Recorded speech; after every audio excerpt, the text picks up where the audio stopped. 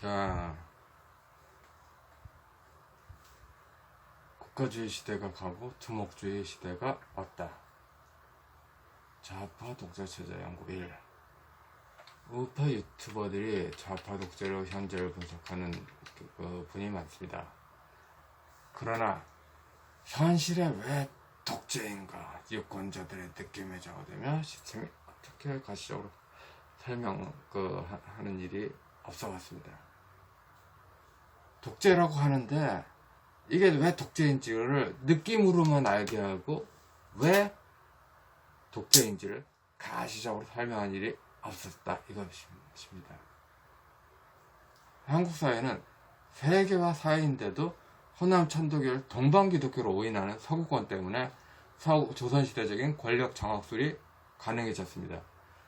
대부분의 우파 유튜버들은 독재 체제가 지금이라면서 단숨에 단박에 뒤엎는 것을 원합니다. 그러나 지금이 실제로 독재 체제가 맞다면 독재이기 때문에 저항이 쉽지 않다는 이야기입니다. 저항이 쉽지가 않다는 이야기는 장기전이 불가피하다는 것을 인정해야 됩니다. 장기전이 불가피하다고 인정하지 않는 것은 그 지금이 독재라고 말할 수 없는 겁니다. 지금이 독재라고 하면서 단박에 뛰어넘겠다. 이건 지금 독재가 아닌 거죠. 단박에 뛰어넘을 수 없음을 정직하게 인정해야 됩니다. 그러면서 명료하게 분석을 해야 된단 말입니다.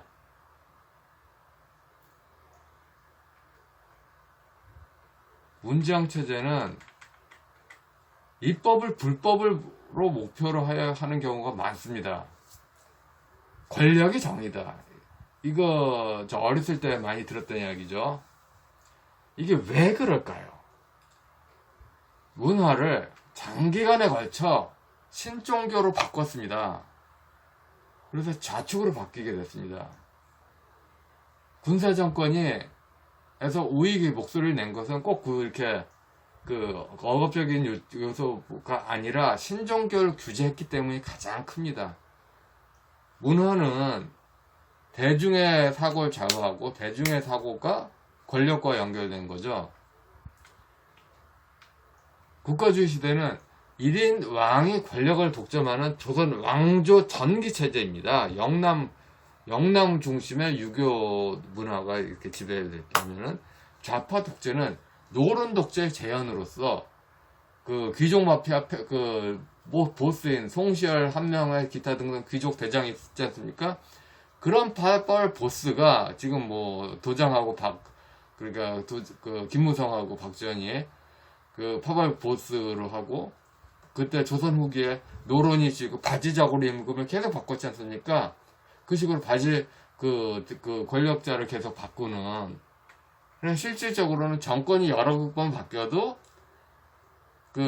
귀족 마피아 패당이 하나였으니까 하나의 권력체제라고 봐야 되듯이 지금 대통령이 계속 바뀌어도 하나의 권력체제라고 봐야 되는 거죠. 그래서 노론 독재는 300년이 갔죠. 왜 지금 그렇게 이 상황일까요? 노론 독재가 왜 300년이 지속할 수 있을까요? 왜? 일단은 조선 왕조 유교 시스템은 귀족을 강하게 해도 너무 강하게 합니다. 너무. 그리고 일반인들의 저항을 쉽게 허락하고 있지 않습니다. 관을 차지한 귀족은 경쟁자를 압박하는 기제를 너무 많이 만듭니다. 뒤집어 말하면 귀족의 경쟁을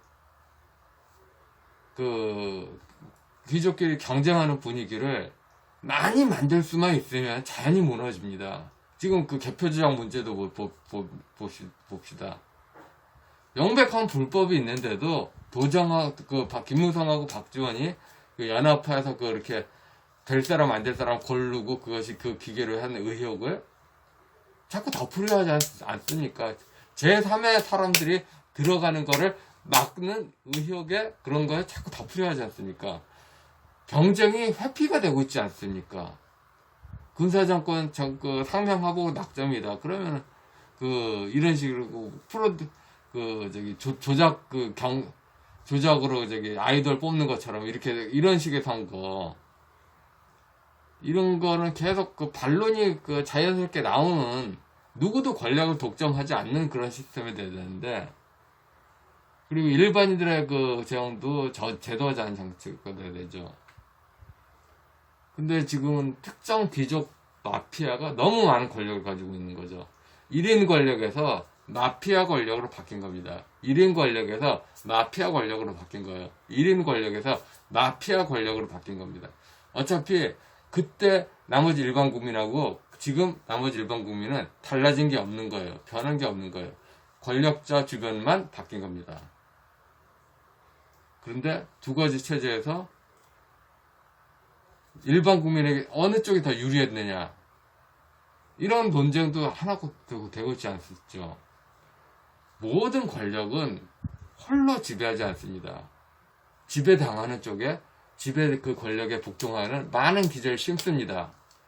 그래서 그 권력 기제를 심는 거를 거부를 하면은 권력이 무너질 수가 있겠죠. 자, 답답하지? 이 두목의 줄 서봐, 이 영웅의 줄 서봐, 너희들의 마음을 뻥뻥뻥 뚫어줄게. 이런 식의 무한반복. 군사정권이 경제와 안보에 통수권자의 권력을 집중해야 사회 안전을 이룰 수 있다. 이거하고 비교가 되죠. 두목을 따르면 무릉도원이 온다. 어차피 이것도 공통분모가 있는 겁니다.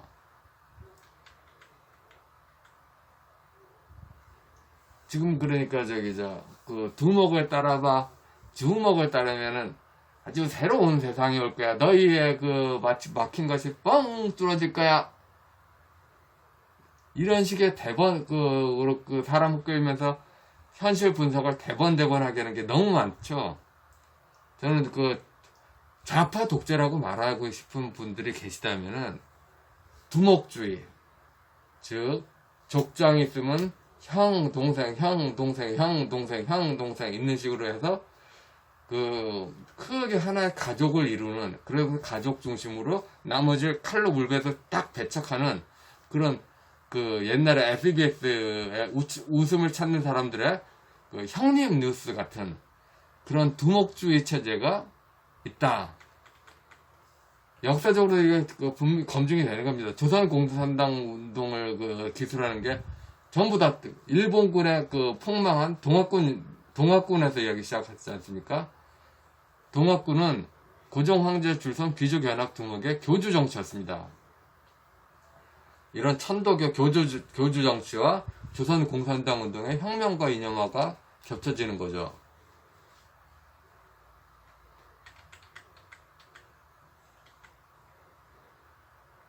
두목주의 정치의 정반대편이 뭘까요? 그쪽 두목 말고 우리 두목이 최고다. 이러면 아닙니다. 이러면 무한반복이에요. 국민주권주의가 최고입니다. 1인 통치권자에서 귀족 마피아로 바뀌었다면 귀족 마피아에서 어디로 권력이 흘러가야 될까요? 국민주권주의겠죠. 이번 개표 조작 사건이 한국 민주주의 역사에 큰 변화가 될 겁니다. 이거 분명히 바꿔야 됩니다. 물러서면 안 되는 겁니다.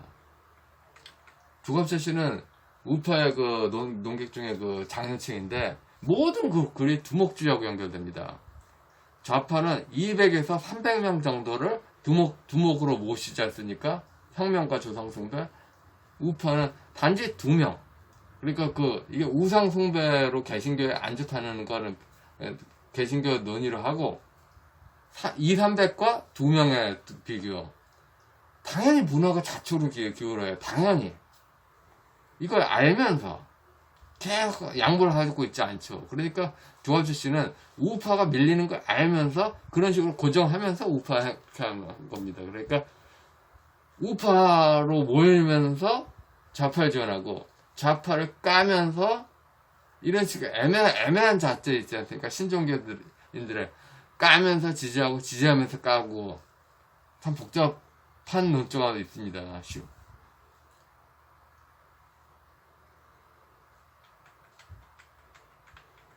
그래서 문장 두목이 아니라 다른 두목이 진짜다. 다른 두목이면 새 세상이 열린다. 이런 식의 속지 맙시다. 다른 두목, 이 두목, 저 두목, 저 두목, 저 두목 하면서 김무성과 박지원이 딱 중간에 있는, 그래서 계속 돌려먹는, 아시겠죠? 이런 체제가 아니라 두목만 교체하자. 두목만 교체하면 다 바뀐다. 안 바뀌어요. 전혀 안 바뀌어요. 시스템을 바뀌어야 바뀌는 겁니다. 두목주의에서는 두목이 법이다. 이런 식으로 무수한 입법 자체가 불법인 게 많이 나오죠. 군사정권 때 국가가 법이다. 그때 악법하고 뭐가 다른가요? 또 나이 드신 분들은 문장 체제를 국가주의 시대 비판했던, 박정희 비판했던 시대 용어로 씁니다. 용어가 명백히 달라요. 철학이 달라요. 군사정권은 영남유교고 문장 체제 권력자들은 호남유교가 배경입니다. 따라서 현재 분석에 좌파 독재로 규정하고, 그래서 좀 뭐랄까 전략을 세우시는 분들에게 조언 드리고 싶습니다. 명백하게 현재 체제를 두목주의 체제로 규정을 합시다.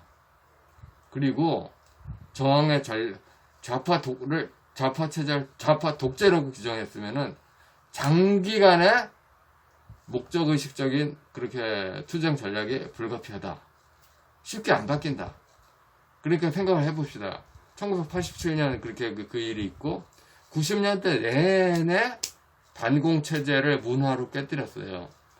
그러면서 그렇게 확 안 바뀐다는 걸 생각을 해가지고 문화를 그렇게 점진적으로 깨뜨렸어요. 지금은 그러니까 두목주의 시스템, 호남 향후회와 민주산악회끼리 권력을 돌려먹는 그러면서 일반 국민의 자유민주적 기본 질서를 해치는 그런 두목주의 시스템과 이렇게 해야지, 이 지도자가 아니고 저 지도자다.